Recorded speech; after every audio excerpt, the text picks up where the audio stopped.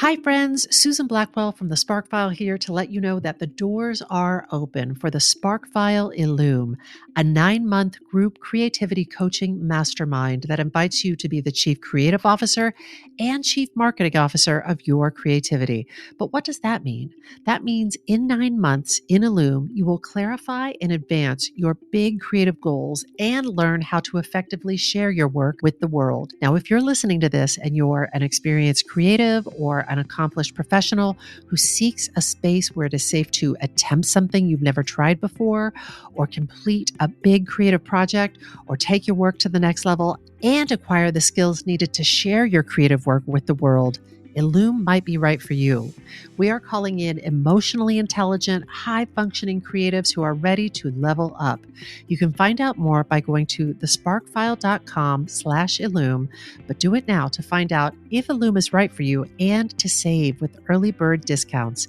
That's thesparkfile.com/Illume. Take a leap, take a risk. Go to thesparkfile.com/Illume and join us for Illume. The Sparkfile podcast may contain profanity and other adult content. Please use your discretion.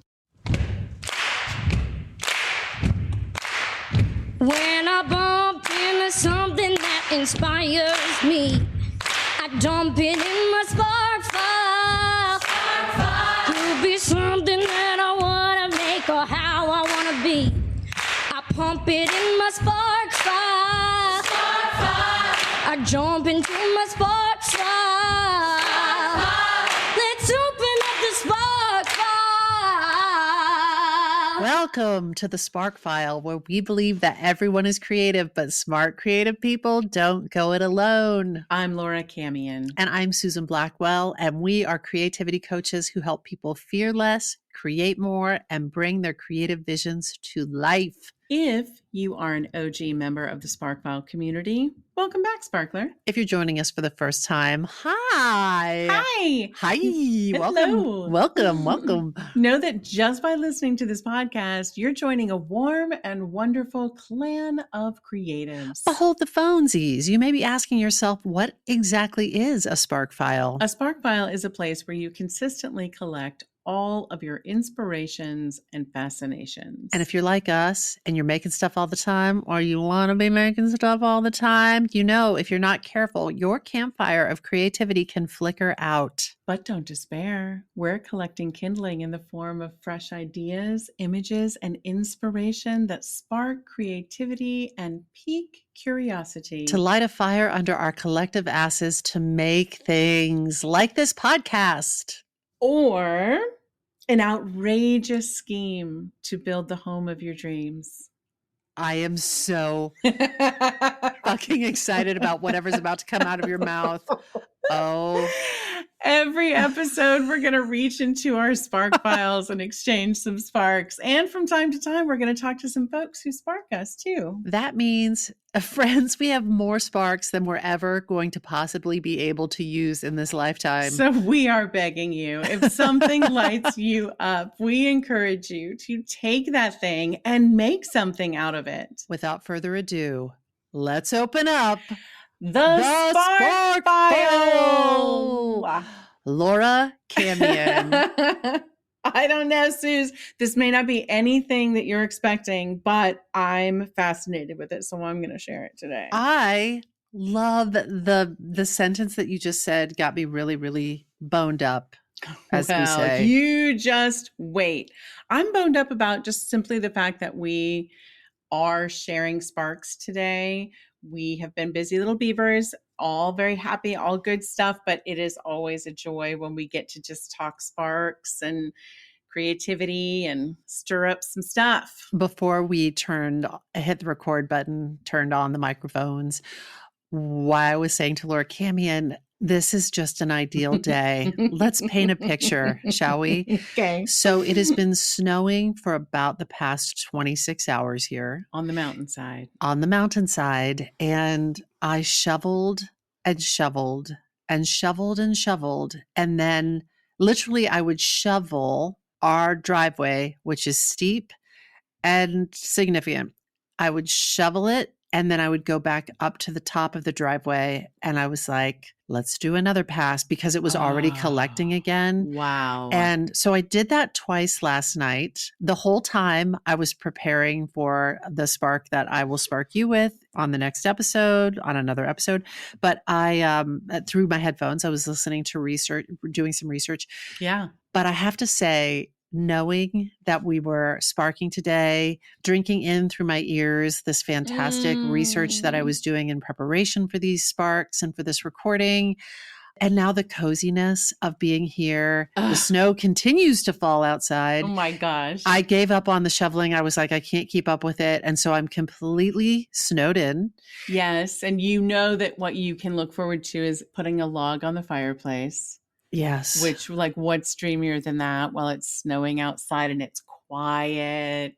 Do you know that movie Minority Report, that Tom Cruise movie? Yes, I do. Spoiler alert. So the very final scene of that movie, I think it's the final scene of that movie, is in a cabin. I don't live in a cabin, but it's in this beautiful, charming cabin, and there's sunlight coming through the windows. And I think there's like a hot drink with like steam rising off of it.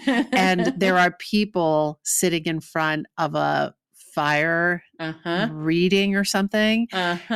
And this is the magic that I want to create today. Suze, I love that. And I want to just contrast it with life in the city this morning. So, did it snow or did you just get slushed? It's just, it's not the even weather report. Yeah. It was just like rainy and blustery. It was like blowing umbrellas. And did you have to go out? I didn't have to, but I chose to because I wanted to work on my spark. And sometimes there's a little cafe that I love to go to. And so they know me there now too. Like, this is that lady who's going to sit here for like 3 hours. That's me. And so I got in there and there was a man sitting at the next table over. He was facing out, looking out the windows, when the windows also have like trees and sort of a line of bushes out. So even if you were on the outside, you couldn't see this. This man would be sort of obscured a bit. So I was seated at my, 4-person table that I've taken up with myself and my laptop, and I'm working on my spark. All my shit. And I was about to put my own headphones on. They have music playing, of course, but I'm like, I'm going to choose my own adventure music wise. So I go to put my headphones on, but right before I do, I hear the man say something to the waitress. And I was like, that delicious voice belongs to Robert Downey Jr. Really? And I look and I can only see him from the side. And I'm like, I'm not going to stare. That's not my way. But I was like, I'm pretty damn sure I'm sitting next to Iron Man this morning. That was this morning? That was this morning, this very morning. On this blustery New York blustery day. Cold, wet, rainy day. Yeah. But he was kind and lovely to the waitress, who I also like. Her name is Colette, which I love her. I love her name. I tell her that every time. And anyway, I sat there and I was working on my spark, and I just thought, now, if that man right there can do the things he's done, bounding over buildings and whatnot as a superhero, I can finish this spark this morning. I can do that. I can do it. I like that you borrowed that inspiration. And in real life, if that man can get sober and stay sober, like you can finish a fucking spark. That is correct. I can finish a spark. So I've just gleaned some energetic inspiration from him. I didn't bug him. Fun, a little star sighting. Yeah. Can I just say that there's a new documentary that he/his father made called Senior. He made it about his dad, right? But his dad is a filmmaker, so his dad took a heavy hand. So, but I was saying we were flipping through Netflix the other day, and I was recollecting to Nathan, I was like, I spent years of my life, talk about boned up, having such a lady boner for Robert Downey Jr. Oh, what? I mean, he's so charismatic, so dynamic. But like in Weird Science, he played a douche in that. And I was still like, oh my God, look at his eyelashes. And he was so quick-witted. Clearly, he was improvising very, very quickly. He's one of those people. Yeah. And that is such a charming thing to me when anybody can improvise quickly. Yeah. Taylor Trench, I don't know if you're listening to this podcast right now. Taylor Trench is one of the fastest improvisers I've ever seen. And it blows my mind because my mind doesn't work that fast, let alone my mouth. And so whenever I see it, I'm just like, ooh, baby. Like, oh, hello. Yeah, what a stuff. Yummy nug you had this morning. Yeah, the other day I was there. And who was there? Keegan Michael Key was there the other day. And I don't know, maybe it's starting to get around that's where I write. I don't know. Following you. I'm just kidding. I don't know. I don't go there because of any star sightings. Everyone is like incredibly normal. And if it was Robert Downey Jr., no one bothered him at all today, and no one bothered Keegan. It was just all like everyone's just normal. What was he asking the waitress for? Do you remember? The check. Just he was ready to get the check, and he was there like he was reading a newspaper and a magazine. And he also had spread out to like own his space. His jacket was on a different chair, The two and I of just you was like, here just we taking are. over the joint.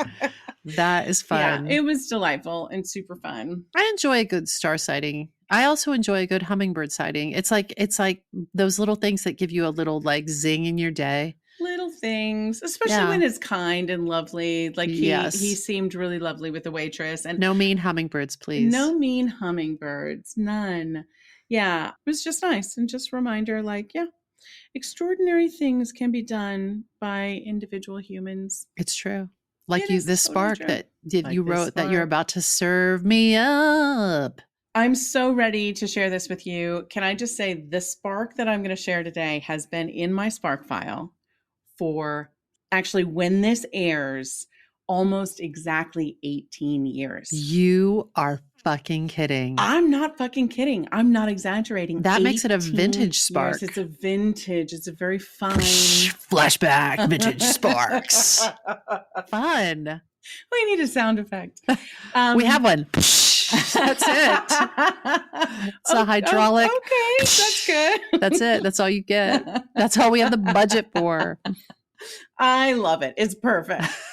So I printed out this spark. I mean it, tangible, on paper, printed it out 18 years ago. This sparks me. I've been keeping sparks long before you introduced the term the spark file to me. I have been keeping a binder and I still have it. And Laura, it's a binder that I procured from one of the offices where I used to work. They were going to throw it away. And I was like, I'll take that binder because I knew if I tried to purchase it, number one, I wouldn't be able to find such a thing because it was so old. Oh, awesome. And it was one of those ones where like the thing on the spine that holds the card that tells you what's inside the binder is metal. That's how old it is. Oh, wow. And it's literally, I'm going to say 7 inches wide, the binder. It's huge and it's filled with articles and sparks. And this is what you're giving me. Yes. You're giving me vintage, printed out spark. Yes, because listen, when the internet first came into our lives, like we didn't know you could find your way back to that article anytime. Sometimes. But sometimes. Exactly. You might get 404 on that shit. Well, Suze, the thing is, this spark, I have lost track of it. Searched for it on numerous occasions, tried to go online. There were no words. You'll hear when we get into it, you'll see why. Like there were no unique enough words that could find it. Oh my God, I'm so excited. And more recently, I found it when I was going through an old like box of sparks. And I thought, oh my God, here you are. I'm going to put you somewhere really, really special where I will not lose you again. And then this week, when I planned to write a spark about this article for this very podcast, I spent hours trying to find the very special place spot that I put it. And turns out I put it back in that very same box of sparks, thinking I won't lose it now that I know where it is. So I was very excited when I found it again. And I was like, okay, I can tell you this story. But over the years, like in different screenwriting classes and stuff, I've been like, I think I want to write a screenplay about this. And I just never have. And so now I invite someone else to do it. Here's the thing. This spark comes completely and entirely from a single article in the New York Magazine by Robert Kolker. It was published on January 28th in 2005, and it is titled, How Far Would You Go for a Piece of Real Estate? I do not think I'm alone in admitting that I love to walk around New York. I love to look inside people's apartments. Yes, probably in a creepy way. Yeah. Like I love to stand Who there doesn't? and Amen. just peek in, right? It's great when after the sun has set, because then the interior lights are on and people just leave their blinds open.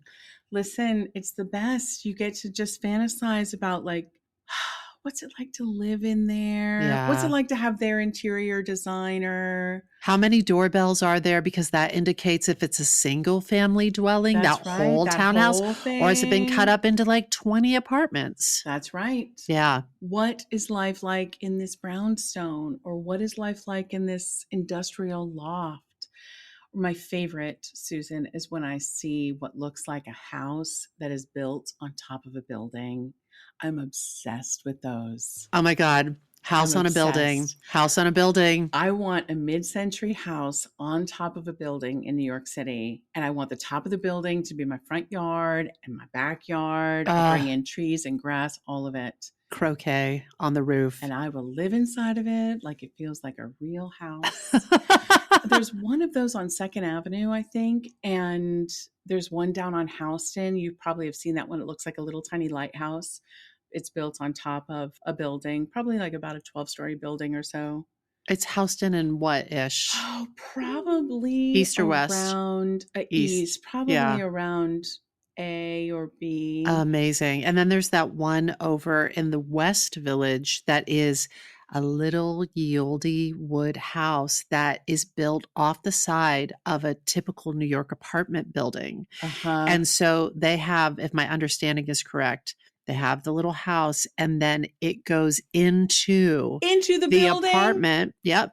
And they have a yard and they have a fence around the yard. And every time I would go for a walk in the West Village for the 20 years that I lived there, we would always stop and think, what if we had something like that? And there was a place to park a car. You could pull into the fence. You're like living in the city and feeling like you're living in the suburbs. It just everything. There would be like kids' toys in the front yard. And I was just like, I mean, wow. It's unbelievable. It's too special. It's unbelievable. Yeah, it's amazing. So I also know that like this idea of fantasizing about other people's homes, this is not unique to New York by any means. I'm sure it's true everywhere. Wes and I literally, any and every city we vacation in or visit for any reason, we start to Zillow and we start to like just imagine life in a different home. Yes. And I think a lot of us like to walk around or drive around and just dream about home and the possibility of home and what it could look like and what it could feel like. So this spark that I want to share today is a story. Just sit back, relax by your cozy fireplace. Oh, this is the best. It's just going to be a little story about a man who some would say took his obsession for acquiring a home a bit too far. In his pursuit to own a home, he lost relationships. People thought he was crazy. But in the end, was it worth it? So, Suze, I tell you, your job, as I tell you this story, is to simply stop me when our hero goes too far. All right. If and when he does something that you wouldn't do, you can stop and say, now that's a bit too far. Good? So I'm going to stop you when he does something I would not do. That's right. Okay. Here we go. This is a good Okay. game. Okay, here we go. Again, all of this is from an article written by Robert Kolker. I'm going to paraphrase and tell you in my own words. And honestly, I'm probably going to embellish a little bit and take my own wanderings a little further than Robert Kolker did, but I will try to tell you when I'm departing from the story that he wrote. And also, let's invite listeners, Hey. when our protagonist does something that you would not do, maybe just scream real loud wherever you're at. Are you at the laundromat? Scream real loud. Scream real loud. Driving down the highway? Scream real loud. Are you sitting next to a loved one? Maybe you're in your grandma's hospital room. Just scream real loud. Okay, our story begins sometime in 2001. Our hero's name is David Kirchner. Would have never. Just kidding. Keep going. Susan. I'm just going to call him David throughout. He is a 32-year-old film editor, or was at the time. He had moved with his girlfriend, Courtney, to Park Slope, Brooklyn, just a few years earlier. They were living in a neighborhood that they loved, but could not afford to buy in, which is true for oh so many New Yorkers. Who can't relate? So they lived on Fifth Avenue in Brooklyn in a 3-story brick building. It wasn't particularly pleasing from the outside. It wasn't like a cute brownstone or anything. It was just one of those simple 3-story buildings. There's entire blocks of them in Brooklyn where there's like a storefront on the ground floor and then 2 apartments above the store. Mm-hmm. And they had the whole thing. No, they were living in one apartment in one of those buildings. Got it. Next door to the building that they lived in was another building nearly identical to their building. But that building was boarded up. The front door was covered in graffiti. The building looked abandoned. Mm-hmm. And every day, David would walk by that building and wonder, what if? He wondered who owned that building? Where were they? What were their plans for that building? And David would sit next door in an apartment that he couldn't even afford to buy. And yet he began to fantasize about owning that building, the entire building next door. He would spend hours on end dreaming about how he would fix it up, since the floor plan was very likely similar to the building he was currently in. Yeah. He made floor plans in his head, how he'd build a chef's kitchen, a bathroom with a hot tub, all of it. He could even see the backyard from his bedroom window. So he had dreams of how he would build out that space, room to entertain, enjoy his own private patch of greenery in the city. He dreamt of how he could live personally in one of the apartments, rent the other, and rent the storefront so he could just kick back, live in the landlord life, bringing in money to pay his mortgage while enjoying living in his custom-built home designed to his specifications, and all of it owned by him. This fantasy was fed even further by the development of the neighborhood at the time. In 2003, Fifth Avenue in Brooklyn was changing. There was a renaissance of sorts going on, and it was progressing closer and closer to his street. So property values were going up, and to top it off, there were rumors that Bruce Ratner wanted to build an arena for the Brooklyn Nets in the area. Mm-hmm. Things were only going to go up from here. If only David could get in on that action before it was too late for him to even ever dream of owning property in the neighborhood. Fun fact, indeed, they eventually did build the Barclays Center for the Brooklyn Nets, which transformed the area, to say the least. So all of this fantasizing was well and good, but the reality was David had $20,000 in the bank, 20 grand. That's not enough. In 2003, that might have been enough for a 10% deposit on a studio that cost $200,000. Maybe. But it certainly wasn't going to get him into a 3-story multi-use commercial building in Brooklyn. Mm-mm. To add to the challenge, David was a film editor who worked freelance from job to job. So he wasn't going to get W-2, approved. David. No. You need that W-2, He baby. was not going to get approved for a big mortgage. His girlfriend, Courtney, was going back to school. So it seemed incredibly unlikely that David could get into this building. And to be honest, most people in his life told him, you probably should set your sights on something a bit more realistic. But every day, David would wonder, why is this building just sitting empty? Why would the owners just give up this building? He started to quietly inquire with other neighbors. And he learned that no one had really seen Jose or Pauline, the older couple who owned the building, for at least 3 years. Like no sign of them. Huh.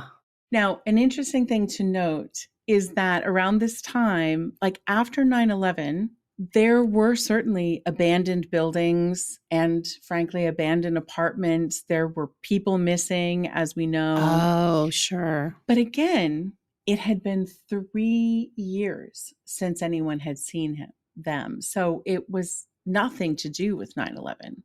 Where my mind goes, either it's something, and this is all the true crime I listen to, like it's either something like very sinister, or in our neighborhood on Cornelia Street. So I, for like 20 years, lived on one of the greatest streets in New York City, Cornelia Street. Where, by the way, if you are a fan of Zillow Gone Wild, they just posted Taylor Swift's apartment on Cornelia Street that is like for rent. Yeah. That was right across the street. Unbelievable. So I lived there the whole time they were renovating that home, which included them digging out like the sub basement to put in an indoor pool. Yes. So I was there through all of the big, Amazing. like, what do they call those? Those big shipping containers where they take refuse away from all of that. But wow. So there was Taylor Swift's, what we'll call Taylor Swift's place. Yes. Then the Cornelia Street Cafe. There was a restaurant called Babbo, and that was Mario Batali's restaurant. And nestled right in there, there was a little one-story building. It wasn't a carriage house because it wasn't back behind the other buildings. It had frontage right on Cornelia Street. But the entrance looked like a carriage house, right? Didn't it have one of those doors? Like the entrance, it was a little more nondescript. Like Okay. the building that Taylor Swift rented for a time was a beautiful old firehouse, I think, where it had big arches where the carriages or the vehicles could come in and out.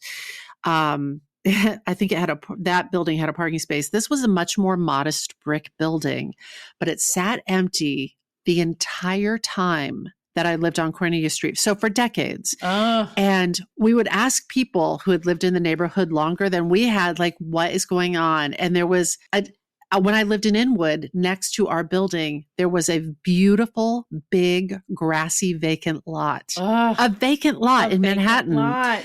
And we would be like, hey, what's the story with that? And I remember the real estate agent saying, the woman that owns that, she doesn't want to mess with selling it. And I was just like, what kind of deep pockets must you have to have Manhattan real estate and just be selling it would be an inconvenience. But I think with that little place on Cornelia Street, yeah, what was that? It was pretty entangled. And I got the feeling that place is not to be touched. Like it was too nefarious and entangled. And I was like, if nobody can make that real estate transaction work on a Cornelia Street, like it's a hot mess. How sad is that it's just going to sit there empty because of whatever that can't be untangled?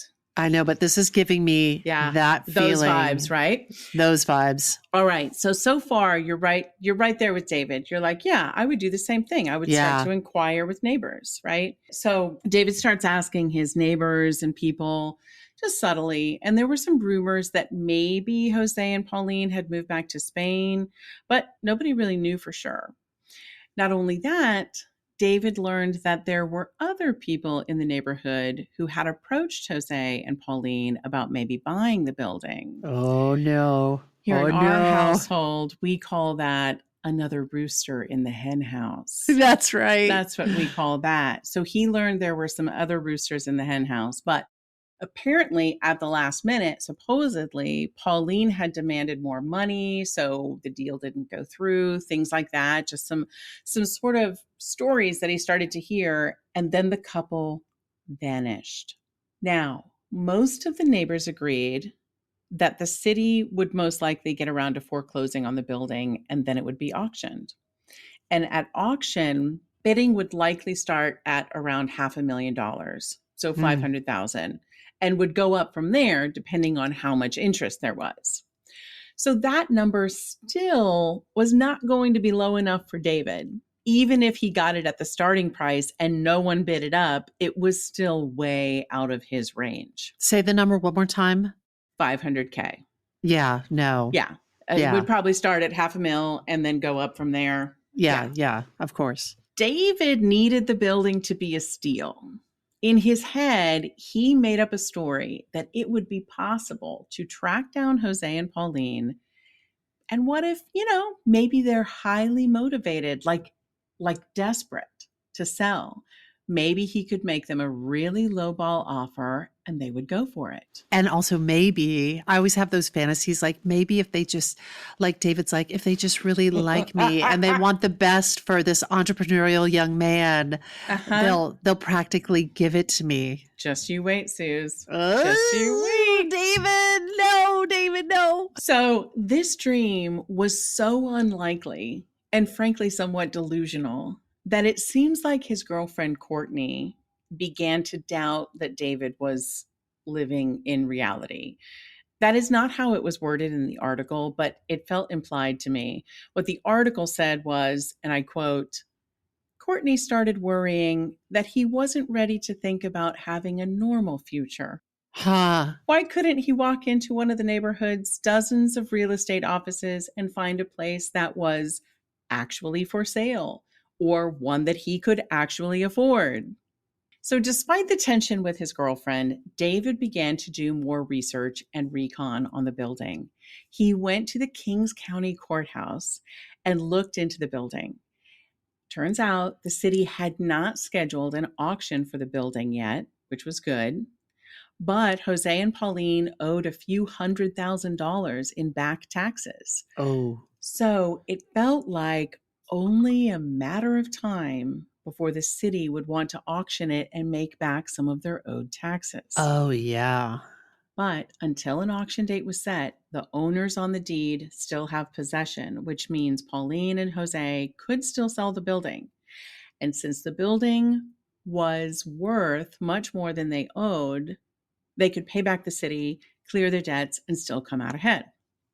David started to feel like maybe I have a chance. In looking up the records, now he had last names. Before this, he only knew Jose and Pauline. Oh. Now he knew the building was owned by Jose Barrero and Pauline Dean. This was a thrilling development. David was beginning to go deep in his investigation. He got on the internet. He searched the phone listings in Spain to see if he might track them down and talk to them. But it turns out to find someone in Spain, you need a second surname. You need the matrilineal name. On the mother's side, the third name, those names don't appear on any of the paperwork in the courthouse. So David hits a dead end. Wait a second. I just have to say, because I don't think I'd have it in me to even go to the courthouse. Okay, you already are out. I have admired friends who have done things like this where they, there's somebody that I know and love and admire greatly who is really good with their money. Yeah. They're really, really good with their money. And they figured out that a piece of land that was adjacent to a piece of land that they owned was going to come up for sale at a really, really deep discount if they moved quickly, if they could pay cash, blah, blah, blah. Yeah.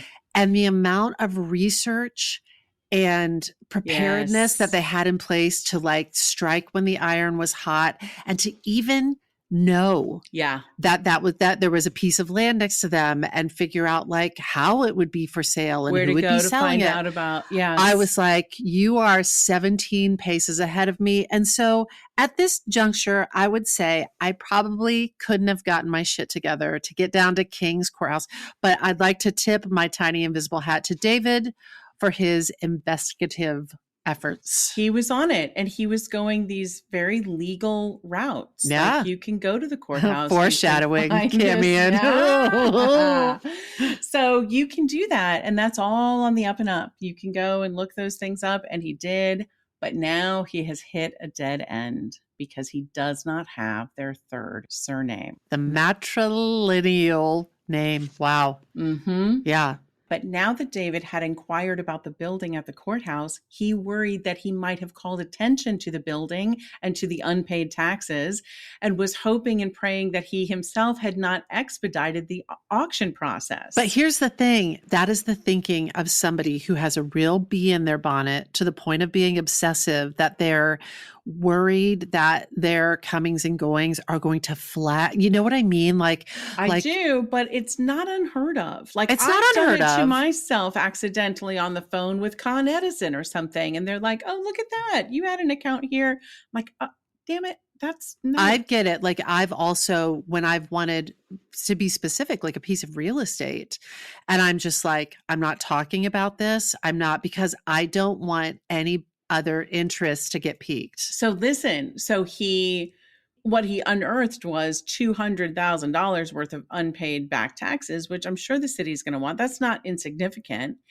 And he knew that other people wanted the building, and his asking questions only got them thinking about the building again. Yeah. And it was adamant that if he did not find Jose and Pauline, this deal was going to slip through his fingers. Somebody else is going to find him. Somehow it's yes, yes, yes. But what deal exactly? We're talking about a fantasy deal that he had made up in his mind. That deal, the fantasy deal, would slip through his fingers. Yeah.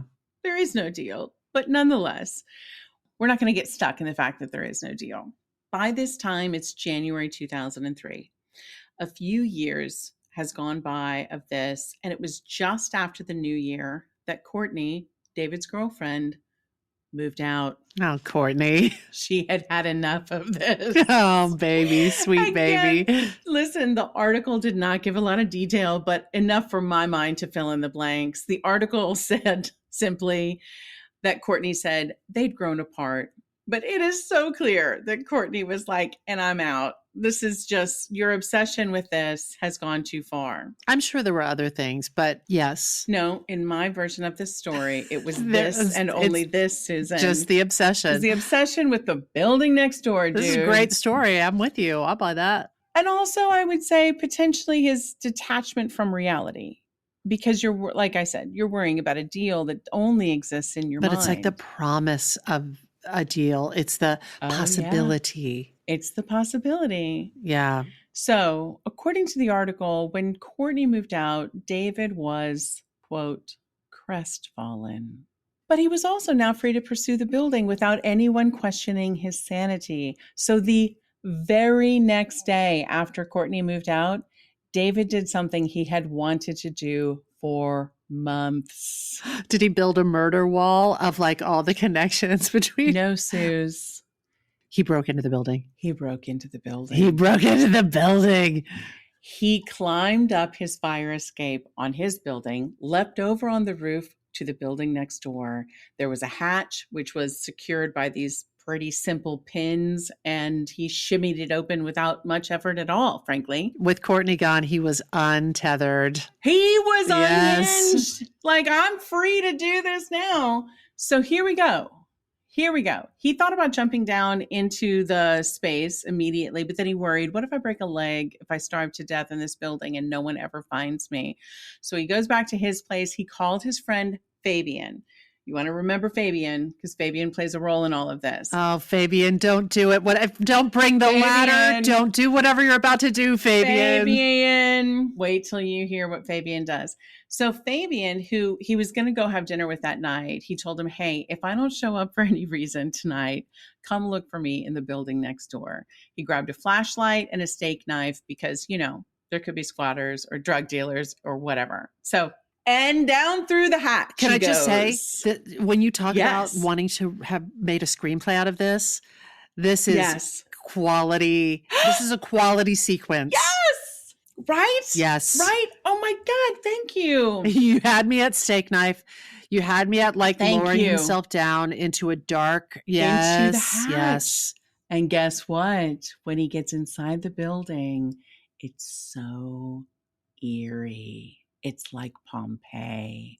It was frozen in time. The top 2 floors were under construction in the midst of being framed out. But according to the article, it looked like a construction site where the workers had just left for the day and never returned. And then he made his way all the way down to the ground floor, which was completely unrenovated. Piles of dust, like thick dust, covered literally everything. There's going to be a real good jump scare in this sequence. No, I promise. No, it could in the film. Oh, in the film? Maybe a cat. It could be a rat, but a rat. It's got to be a rat. a paint can clatters to the floor. Yeah. Yes. By the front door, there's a pile of envelopes beneath the mail slot, like tons of mail that had come in completely untouched. There's going to be a lot of information in that mail. Well, we're not breaking that law just yet. We're breaking one law at a time. So from what he could tell, Pauline and Jose had been living on the ground floor while attempting to renovate upstairs. They did not live really well. He saw like makeshift racks for their clothes, a tiny kitchen, a living space with a daybed. I can picture it. He described the mattress as so worn that you could see the body-shaped imprint on it. I have chills. Eerie and untouched. Dusty. So he leaves through the roof hatch, again, being careful not to be seen by anyone. I'm reminded of a spark that you did previously about self-reliance and the ability to pull one's body weight up through a window hatch. I know. Very impressive. Very impressive. Although it was a construction site, he might have found a ladder. Or he has killer abs. Get it, David? Hey, David.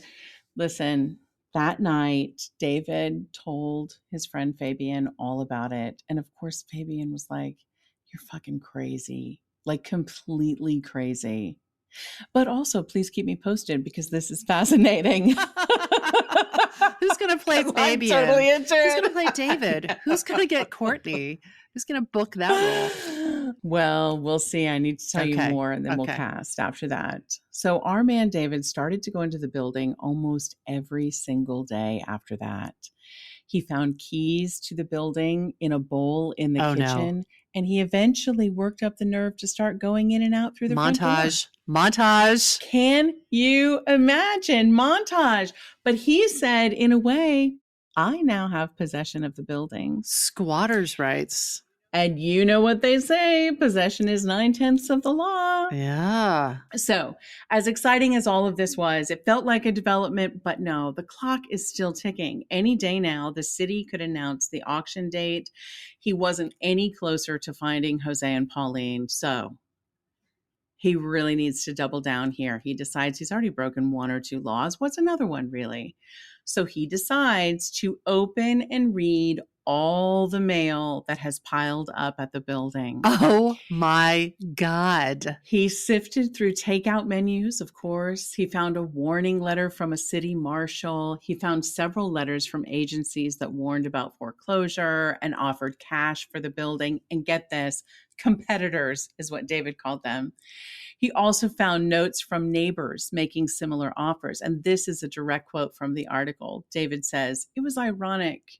Now, I had this kind of disgust for that whole approach, shark circling a wounded seal or something, but I'm on the inside kind of snickering. These people were idiots. You've got to get in the building." Oh my God, he's unhinged. He's unhinged. So he has disrespect or, like sort of this ill will towards people that slid a note through the mail slot saying, listen, I'd like to buy your building. If you're ever interested in selling, I would be available. Yeah. He's thinking suckers. He's throwing shade at that. Just get inside the building. He's nuts. Right now, at this point in the article, I'm thinking Courtney probably made the right move.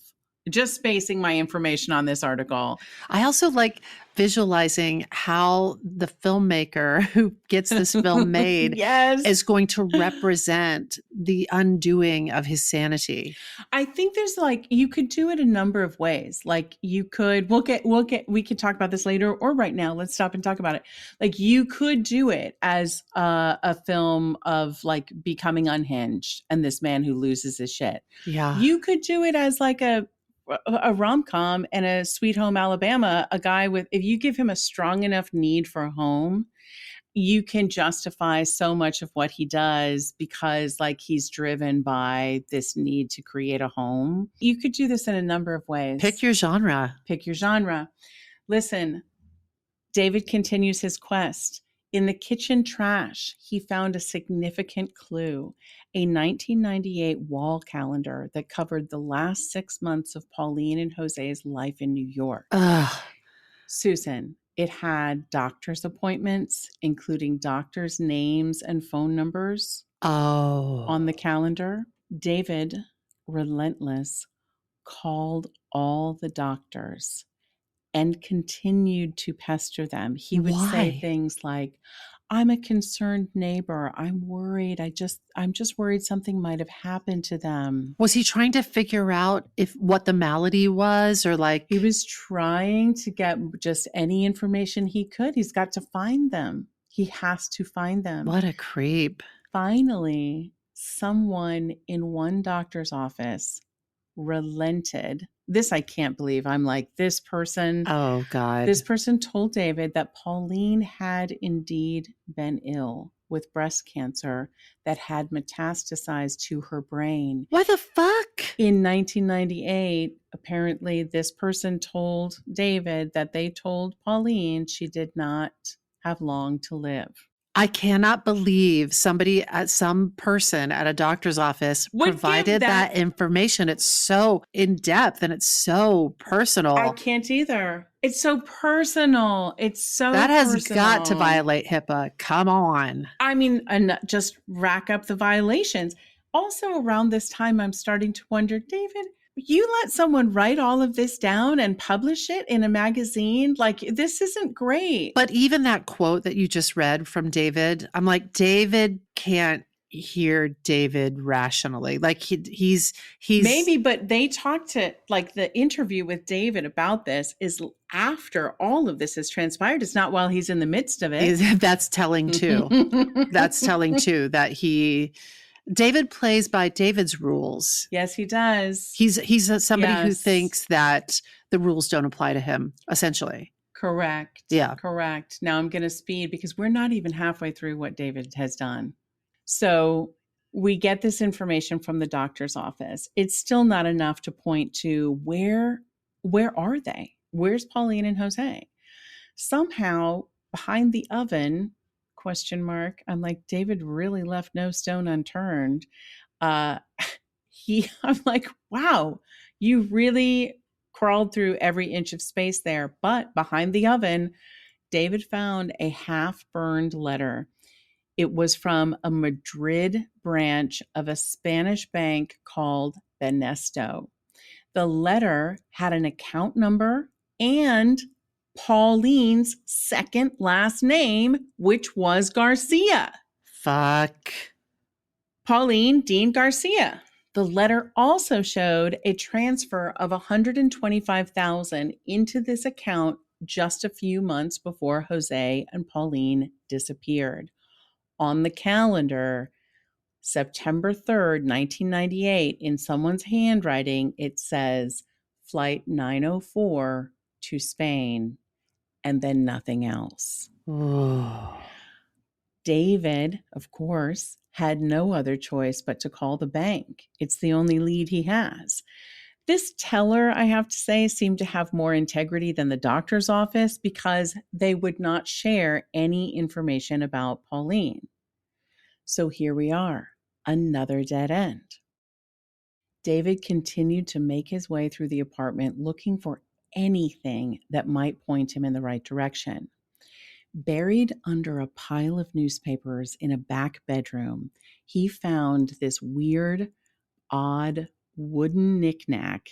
It was sort of shaped like a deformed rabbit. It was kind of a circle with two sort of rabbit ears. I'm nervous. There was a kind of postcard image attached to it, and it was an aerial view of a little village nestled in a green valley.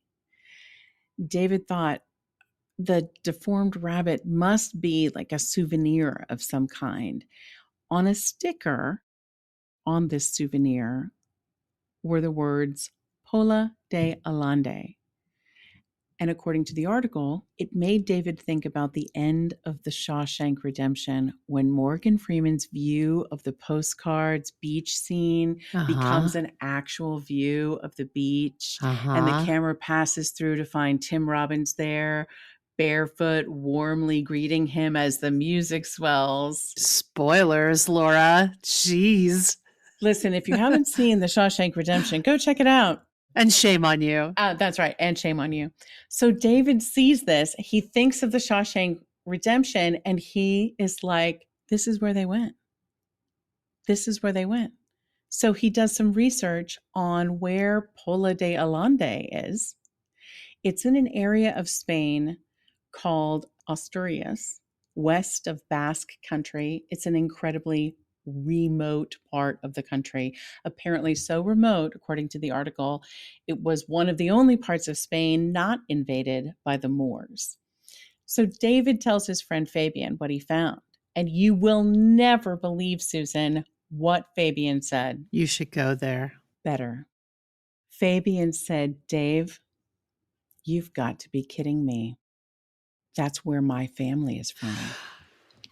Fucking God, what are the odds? This story is crazy, Laura. This story is crazy. Who's writing the screenplay right now? Let's get it done. You can really see how David has cast himself in his mind as the hero of this film. And this is a quest. It's a passionate quest at this point. Absolutely. Absolutely. This is a really great example of this is going to really help the actor who plays this part. I keep seeing Brad Pitt, but I think Brad Pitt's a young Brad Pitt is what I see. A young Brad Pitt is what you see. Yeah, because David was only 32 when all this happened. Exactly. But you can see how David really believed, and the actor will really believe they are like doing God's work. Like they are the hero of the story. And when you get little signs like this, you're just like, it's destiny. Oh, yes. Magical thinking, like all of it. It's so, this is good. Please continue. All right. So sure enough, Pola de Allende is 44 miles from the town of Pravia, where Fabian's grandmother was born. They hatch a plan. They will go there. They will find Jose and Pauline. They book 2 plane tickets to Madrid. Fabian is going to meet family he's never met before, and he will serve as an interpreter for David. But before they go, remember the bank teller? The one I thought had integrity? David finally wore them down, and that bank teller told him that Pauline's account was closed. The bank teller gave David an old address. Jeez. Gave out the address from a town called Oviedo. According to the article, using a reverse directory on the web, David found 6 phone numbers at that address. He called each number one by one using Fabian as an interpreter. They would ask, did anybody know an old man with a mustache and a pork pie hat who had a sick wife? One person remembered. Oh my God. That person said, oh yeah, I know them. They used to go downstairs to Manolo's tapas bar every single day. So David and Fabian call Manolo's tapas bar. And guess what? Manolo knew them. Oh my God. But Manolo told them, sadly, Pauline had died 2 years ago. And at that point, Jose went back to his hometown, Pola de Allende. and Manolo even knew Jose's second matrilineal last name. It was Alvarez. So now we have David with Jose's full name, Jose Barrero Alvarez. He looks on the Spanish internet, the white pages. He gets two names. The first one they reached was Jose's nephew. I'm really sorry. Jose's nephew told Fabian over the phone, Jose died 6 weeks ago. Oh, no. Oh, no. 6 weeks ago. Just 6 weeks ago, David had broken into the building for the first time. It was sad to me at this point in the article, Suze. I was sad that he would not ever get to talk to Jose or Pauline, the two people he had been searching for, learning all that he could about. I just felt sad about that. I'm having a different feeling than sad right now. I'm getting nervous. I'm getting nervous. Well, good. For David's next turn. We'll keep you there. So David was then put in touch with a niece named Isabel who had taken care of Pauline and Jose before they died. In her will, Pauline had specified that the money that she made from the sale of another building they owned should go to Isabel. But it didn't say anything about the building on Fifth Avenue. Oh, no. Not one word. In fact, Isabel, she was aware of that building, and she said when they spoke of that building, they said, give it back to the city. Just give it back to the city. But once Pauline died, technically Jose owned the building, and he didn't have a will. So therefore, the building would go to his siblings. His siblings, Susan. David would need to talk to Jose's siblings. Jose had 2 brothers and 5 sisters. Oh. They would all need to agree about what to do with the building. No. They were all in their 70s and 80s. 6 of them lived in the area. 1 of them lived in Barcelona. David now needed to negotiate with 7 different people, navigating a foreign country, a foreign language, 2 sets of real estate, and inheritance laws.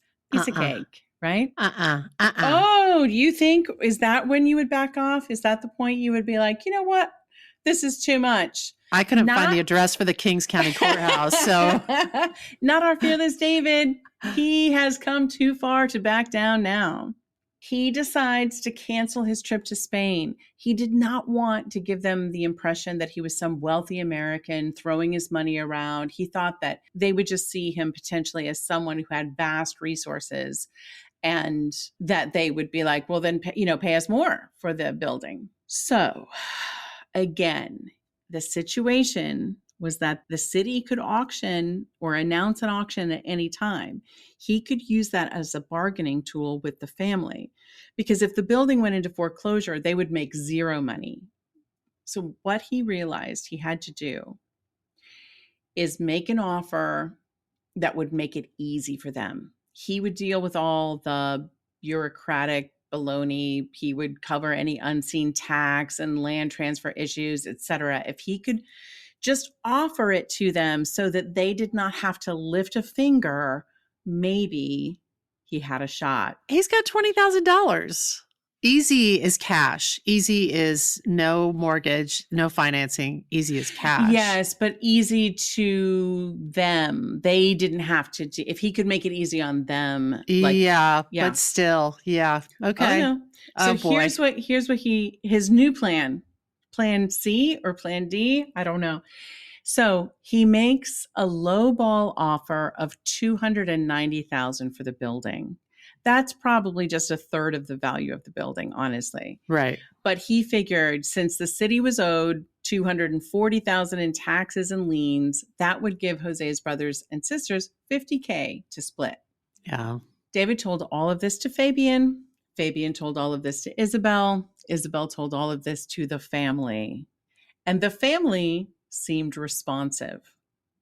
But how's this going to work, you ask? I hear you asking this. He only had $20K in the bank. That is true. But David believed that he could scrape together the other $9,000 from friends and family and then get a construction loan against future rental income from the store and one of the apartments. Oh my Once the God. building was done and reappraised at market value, he could refinance the loan, use the rental income to pay the mortgage. And as we know, rents on Fifth Avenue were exploding. So any lender would know that and want in on this deal. Easy peasy. Easy peasy. Lemon squeezy. So if you're thinking now, he must really be crazy. Well, that's what his lawyers told him. So many things could go wrong, they said. Like, what if the renovation costs spiral out of control? What if the title search reveals a problem of some kind? What if the family backs out at the last minute? Like, this is nuts. Well, that is almost exactly what happened.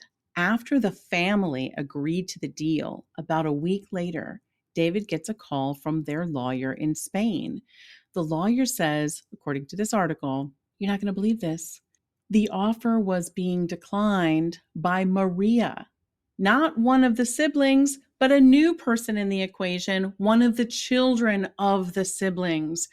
And Maria was coming to Brooklyn in a week to sell the place, maybe to David, maybe to one of the other buyers who wanted the building. His greatest fears. His greatest fears. Coming true. But also, if we're doing a rom-com, I smell a love interest. Oh, interesting. That's not how this story went, but I also thought Isabel. Like, I was like, oh, interesting. Yeah. Okay. That's okay. Yeah.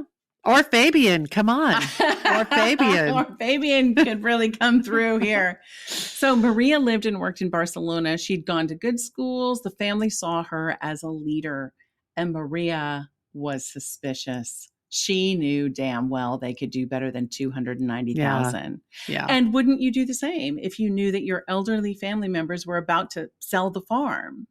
Now David books a flight to Spain, and this time he gets on the flight.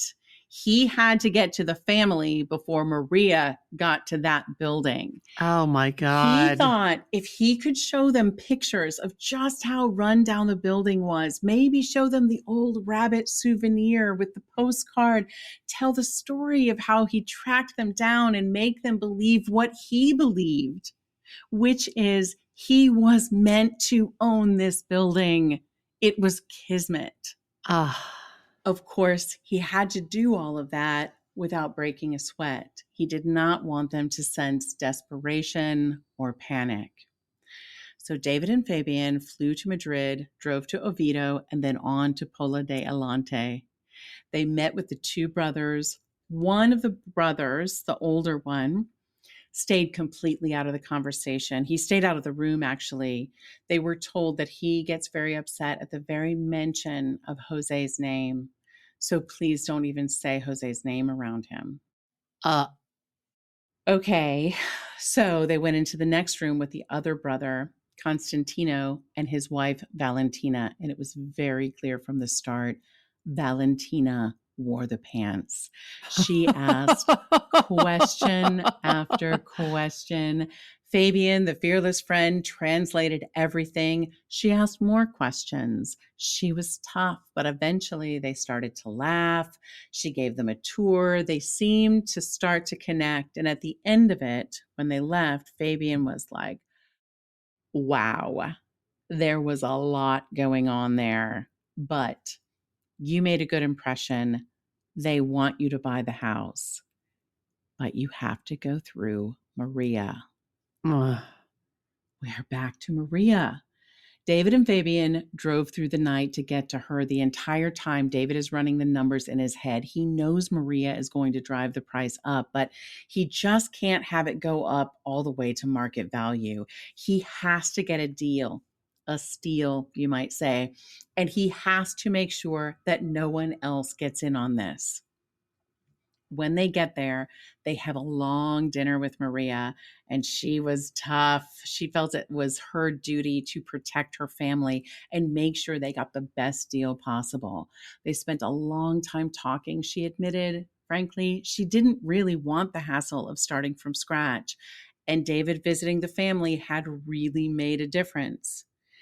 A week later, Maria and her husband visit New York. They see the building, and she agrees to sell to him, but for $400,000, which is still unbelievable. A 3-story commercial building. Fucking believable. Even in 2003? 2003? Yeah, it's unbelievable. Even in 2003. It's worth $1 million. It's definitely worth $1 million. But the thing is, even though it was a good deal, as we know, David doesn't have enough to put down a deposit or get a mortgage on $400,000. He has come so far, and yet he is still so short. Enter the real hero of this story. Remember ex-girlfriend Courtney? Yeah. Courtney has another ex-boyfriend who is looking for a home. He's a DJ. He has the money, but he doesn't have the time to deal with it all. So Courtney connects the two guys. The DJ puts in the money, David puts in his money, and they co-own the building. David has the top floor apartment, the DJ has the second floor, and they split the rental money from the first floor, which at the time was a wine store, but I have since looked it up. It is no longer a wine store.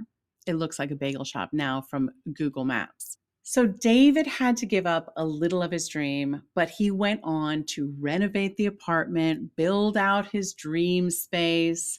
And in the end of this article, David told a story of a photograph of Fabian and David taken while they're on their adventure in Pola de Alante, standing in front of windmills. Apparently, a friend of theirs saw it and said, "David, you're Don Quixote." Yeah. Huh. He did have the ability to imagine something that other people couldn't. Maybe everything he did was worth it, but maybe it wasn't. At the time the article was written, David had mixed feelings. He said, well, now that he owns it, he worries about all the realities.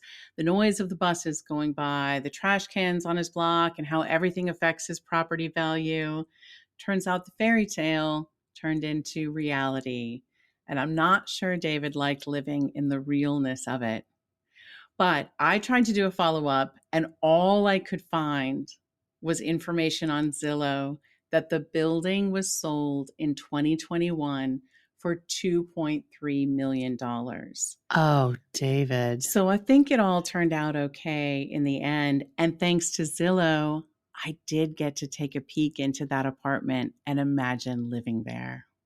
OMG. Laura Camion, as a lover of real estate and intrigue, that story is so good. I can see why it's been in your Spark file forever. Congratulations to Robert Kulker. Robert Kulker, thank you so much for this story. Great writing. Really do read his, look up his, we'll send a link out with his article because I said it all in my words, but he really wrote a lovely article. Get on the Spark file mailing list if you want that link. Absolutely. At every turn, I was like, he's about to murder someone. He's about to murder someone. Well, that's one way to tell it. Yeah. It's a real estate thriller. It is a real estate thriller. And when we think what do we make of it? And we stopped to talk about a screenplay about home.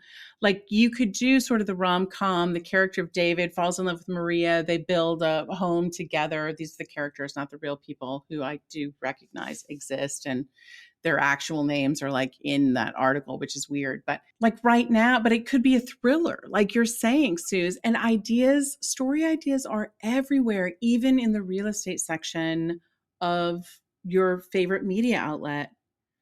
The idea of home is so top of mind for everyone right now, just having been forced to stay in our homes during the pandemic. I think everyone's really given a lot of thought. And I love reading about how there's architects who have said home design has been changed by the pandemic because priorities have changed. No more open spaces. People want doors, rooms now.